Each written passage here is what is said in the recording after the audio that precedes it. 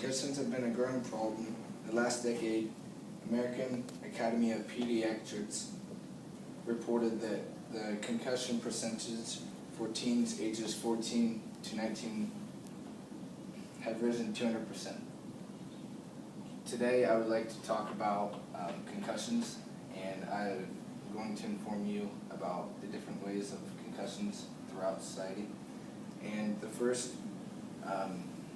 main point I would like to discuss is the sporting side of concussions. And it is estimated that 53% of high school athletes have sustained a concussion participating in high school sports, and 36% of college athletes have a history of multiple concussions.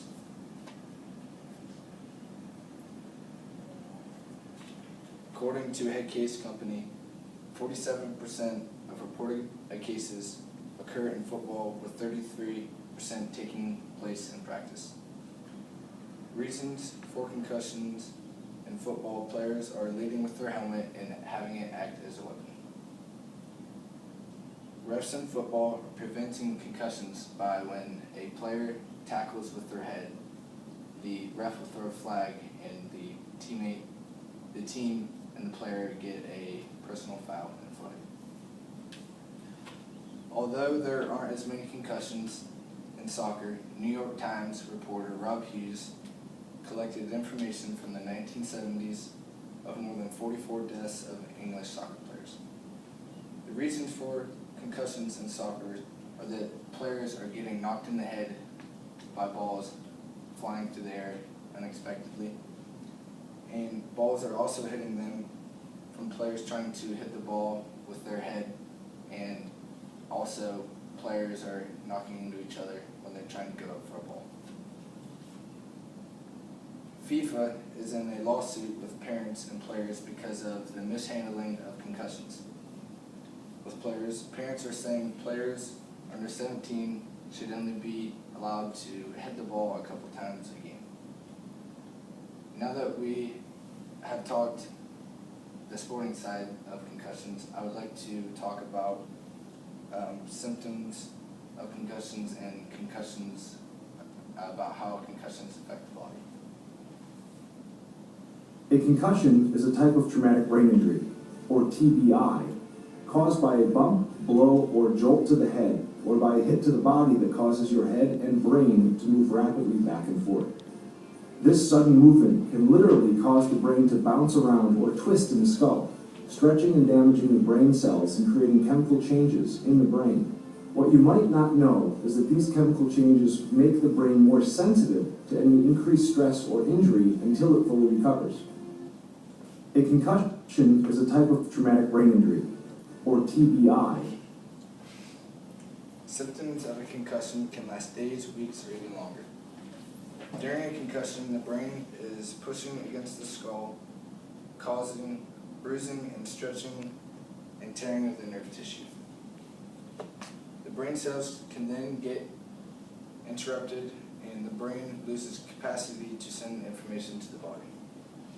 Also, some more information is that the concussion throws off ions in the chemical balance, thus resulting in loss of consciousness. Symptoms of a concussion can range from mild to severe. The symptoms include headache, loss of memory, confusion, dizziness, fatigue, and vomiting. Some severe symptoms are suicide and long-term memory loss. NFL players suffer from a disease called CTE, and it is caused by head trauma, and it causes memory loss and loss of emotion. Many ways to, and now that I've talked about concussions on the body, I'm going to now talk about ways to treat and diagnose a concussion. The first I'd like to say is many ways to treat a concussion are by tests, observations, and drugs. Many doctors offer different ways to treat a concussion at the hospital. One way is a CT scan. It uses X-ray pictures to obtain cross-sectional images of the skull and brain. Another way is an MRI, used to view bleeding in your brain and also complications after a concussion. For treatment, doctors recommend rest and medical drugs. They also suggest lightening physical activity, even thinking less and concentrating less and not playing video games or watching TV for very long. And they also recommend taking pain-relieving drugs like Tylenol. And now I'd like to close with the following statements.